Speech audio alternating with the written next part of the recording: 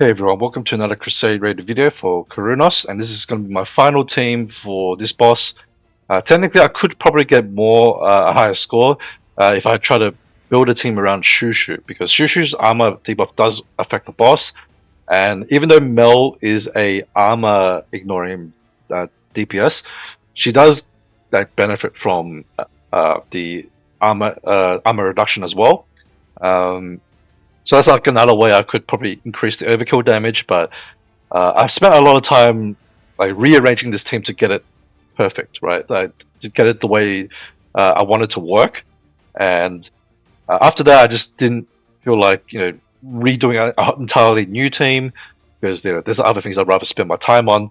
And I was happy enough with this team, and I figured it would make a pretty interesting team to talk about in the video. Now I want to give you a fair warning. This is probably going to be a bit of a longer video because there's a lot of mechanics to talk about. So just bear that in mind. If you just want to see like the end score, you can just skip ahead. But if you're interested in the full explanation of how this whole team works, then strap yourselves in. But let's go quickly over the units that are in the comp first. First off, there's Zhao Wu, rank 10. We've got Monica here at rank 10 as well.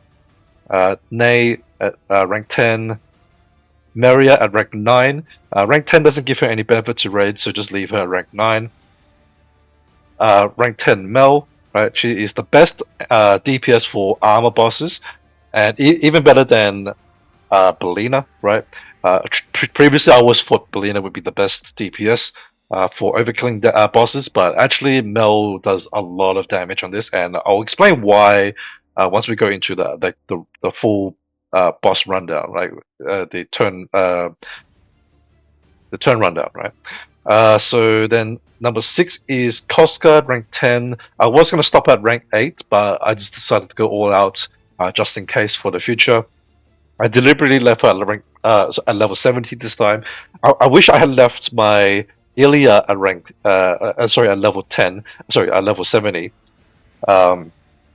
Because there's just no reason to level them up. It makes it harder to get the right amount of overkill damage, or the lead up to the overkill, right? So you're trying to get them as low as possible. But even though they don't do that much damage, but every little bit helps. So if you don't if you can avoid leveling them up, then do so, because their benefit already occurs at rank 70. You just have to awaken them. But any further leveling just doesn't really give you any benefit to the fights. You just adjust the cores to get them more damage if you need to, and that's it. But anyway, that's ranks number 6, and number 7 here is Illya, Transcendent Illya. She is also both of these Transcendent units are the Crusade rated boss units. Kosgaard is for the debuff for the fragile. Also, crit damage buff is nice as well, but it's primarily for the fragile debuff, which does work on bosses.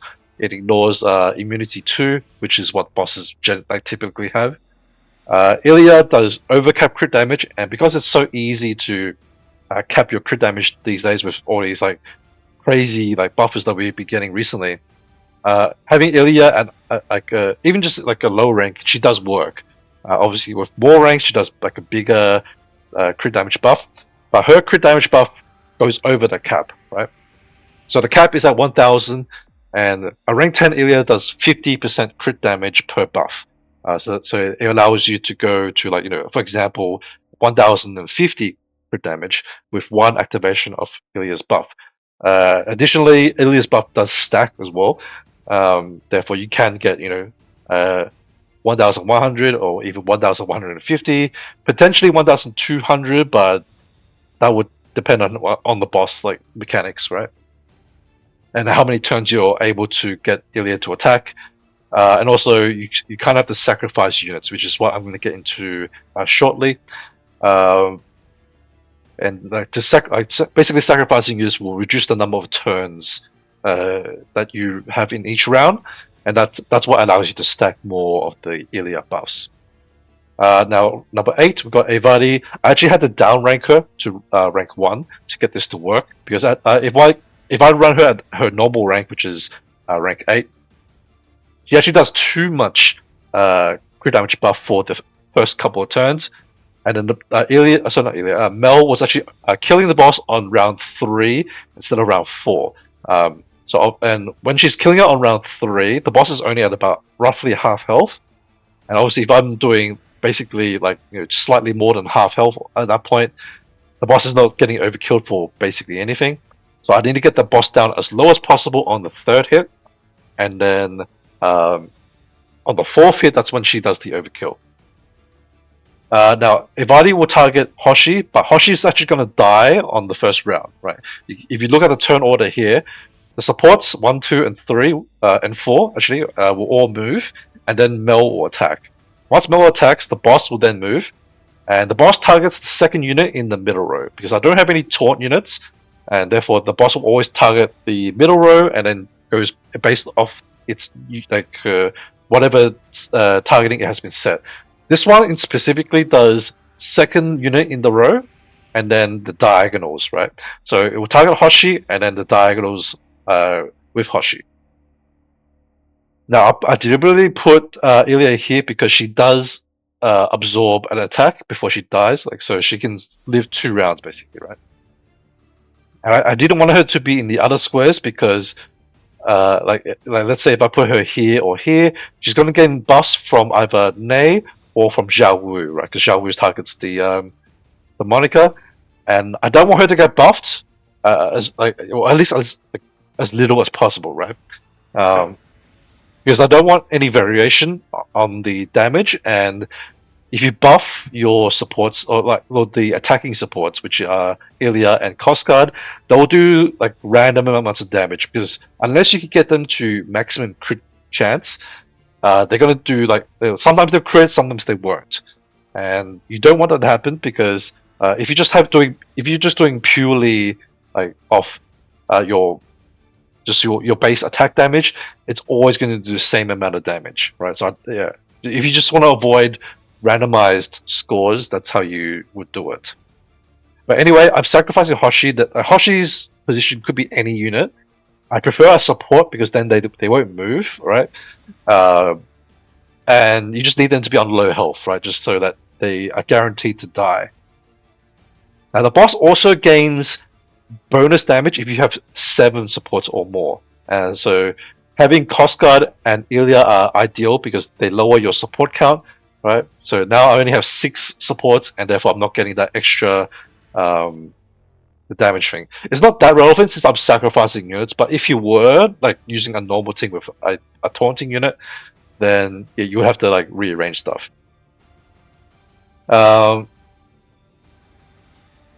But so that is the units. Now let's go over the nuances of how the team works. So first off, on the first round, Zhao Wu's gonna buff Monica, but this is not gonna do anything because it's not hitting any of the damage dealers. Monica is gonna target Nei and then splash onto Aevati. So the purpose of Monica is to 1, buff Mel for the early turns, and 2, reduce the health of Aevati, because Aevati's EX triggers by her being less than half health. Actually, I randomly forgot I put HP cores on her, but you don't actually need HP cores on her. It doesn't change anything whatsoever, because Monica reduces a fixed amount of health, right, based off her max health. And therefore, she's always going to do, I believe it's 30% each time. So 2 activations is what I need to get Aevati low enough before she triggers her EX. Now, Aevati is then moving after everyone else, right? She's the last unit to move. Then she will target number 1, which is Zhao Wu, and then that is enough because her tiles are very long here, you see, right? So even though if I'm targeting Zhao Wu, it's going to splash onto Mel, and she's only going to buff her EX towards the end of I believe round 2. Yeah, I think it's round 2. And then we'll have Monica and Meria being sacrificed on round 2, right? So the supports will all move until Mel moves, and then the boss will move and attack Meria and Monica, and their buffs last 18 turns, right? If you check the score, the stats here, so 18 turns. It is long enough to last for the rest of the fight, basically, right? But it was with this specific strat that I'm doing with like killing off my units. So then they'll die, and then the round 3, the EXs for Zhao Wu and Nei will trigger, right? Also, at the end of this round 2 is when Aevati is going to do her EX buff, right? And it will target Zhao Wu, splash onto Mel, right? Now, at this point, these 3 will be dead. And then Zhao Wu is going to trigger her EX, and she'll be targeting Nei, because Monica's now dead, so she targets the next unit in line. So she'll target Nei, splash onto Mel, so that's her EX as well. And then Nei will do her EX, which reduces the damage reduction from dodging. And Meria won't be here anymore. And then Mel will do her third attack, right? This will get the boss down to very low, about 1,500-ish HP. And then the boss will then attack and kill off Aevati and Kosgaard, right? So then they won't move for round 3, because obviously they'll be dead. And then only Illya will move after that, right? So she'll reapply her crit damage overcap buff.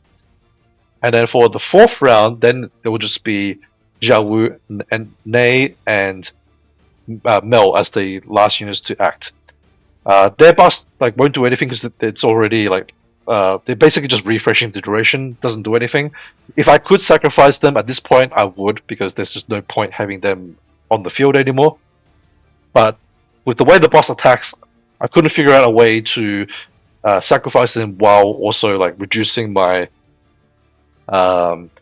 my RNG. Like, because I could put Illya in Zhao Wu's spot, like in here, but then I would have to make Aevati target my Illya, and that will buff my Illya with crit damage, right? Or crit rate as well, I think. I think it's actually crit rate at rank 1 and no crit damage.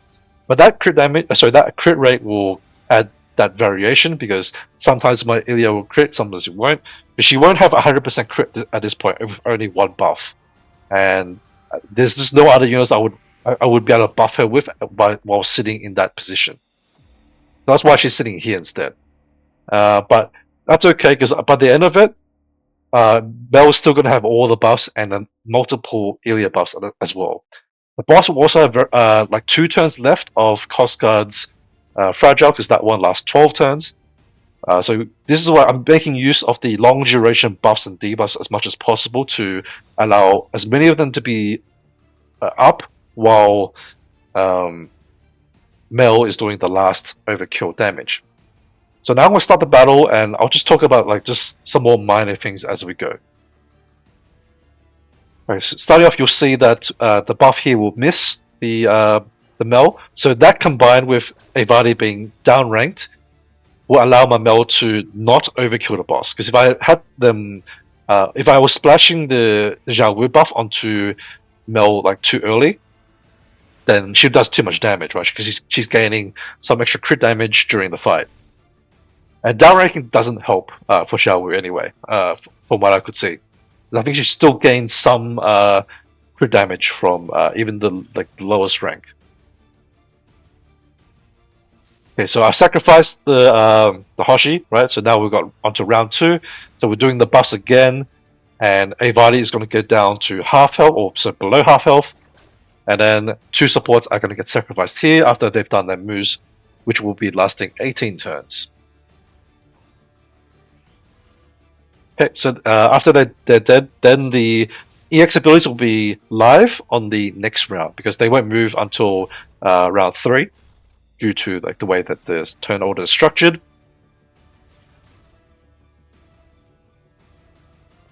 It's important to note that this is the last time Kosgaard will reapply the debuff, but it will last long enough to go through to the last round.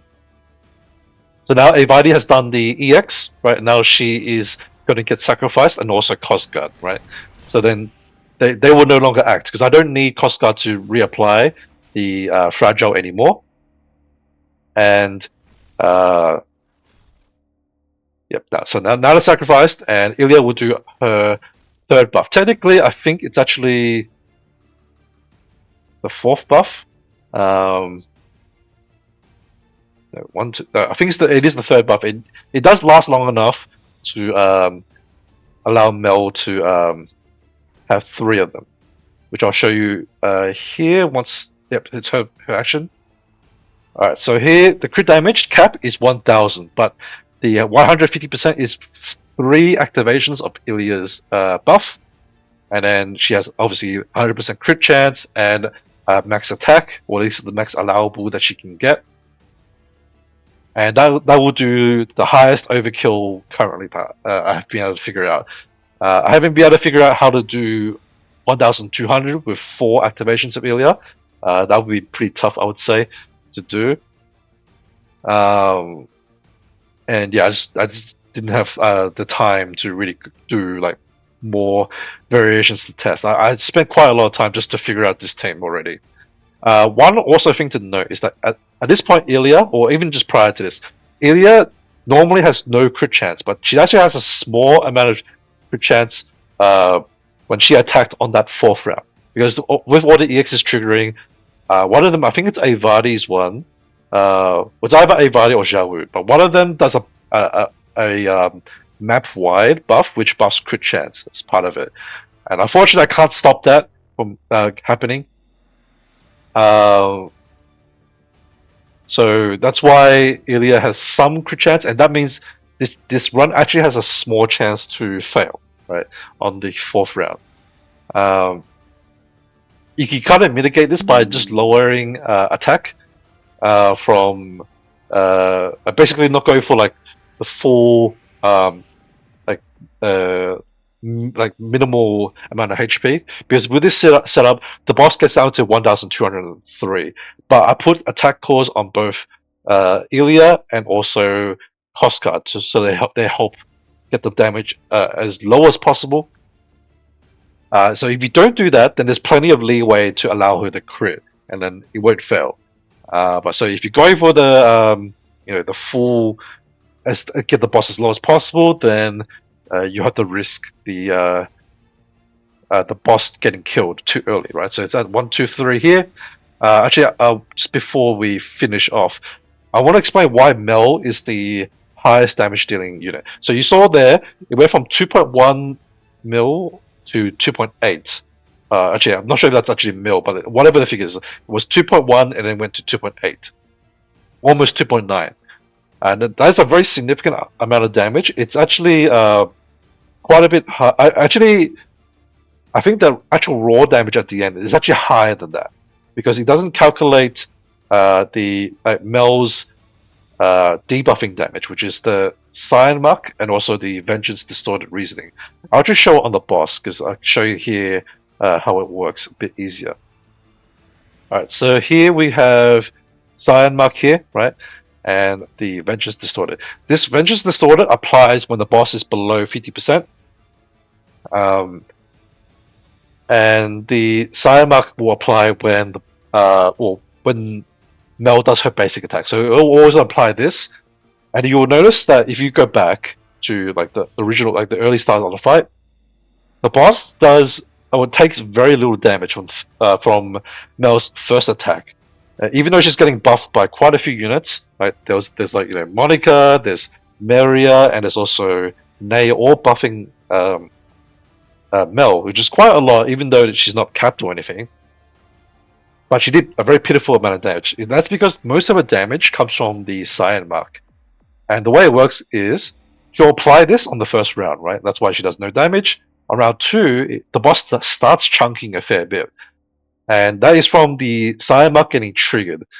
And it says here, when the Cyan Mark is expired or being dispelled, then it will pop into like this amount of damage. But you notice that on my team, no one actually dispels, right? And it's definitely not expiring, because it's unlimited turns. So how is this triggering? Well, it's because when Mel attacks again, she actually dispels the old mark and then reapplies it. So that dispelling of that mark is actually triggering this to go off and do damage. Same sort of thing with Vengeance Distorted. This also triggers right when she reapplies it. So she's basically reapplying both of these damage abilities right at the end. Now, I think for the calculation that you see on like this screen, you actually don't see the marks being calculated as part of the damage. That's why that I noticed that last month when I was using Festive Dolores as my damage dealer, even though I got the boss very low, the score didn't seem that high. But I think it's because Mel does the calculation after all that. And that's why Mel is the best damage dealer, even more so than Angel Bleeder, who we always thought that Angel Bleeder would be the number one for all bosses. But turns out, or aside from like max damage reduction bosses, right? If it has 100% armor, then Belina is not going to be the best one. But for anything below that, I think below 85% is the threshold, then she would technically be the best. Now, I think on paper, her damage is actually the better, right? Like this actual scoring at the end here, she would technically probably do better or like roughly similar. But it's because of these two marks being triggered at the end, which allows Mel to do like basically go over the top. Now, notably, Pressure also does a similar ability, but it's for anti-dodge. Now, that's something I'm going to have to test out in the future when we get an anti-dodge boss. And see whether Pressure actually does the best overkill damage. Because one thing I also found out while testing this, I tried using Pressure in this to see whether it counts the dispel, like the mark being dispelled if the boss just dies, right? But it only triggers when you attack with that unit. So even though I was applying Pressure's mark on the boss, Pressure I was sacrificing because she's basically I was using her in place of Hoshi. But that mark wasn't actually doing any damage because I think it's because you need the unit to dispel its own buff and reapply it. So there's no point putting Pressure into this team. But in the future, if there is a dodge boss, I could do something similar.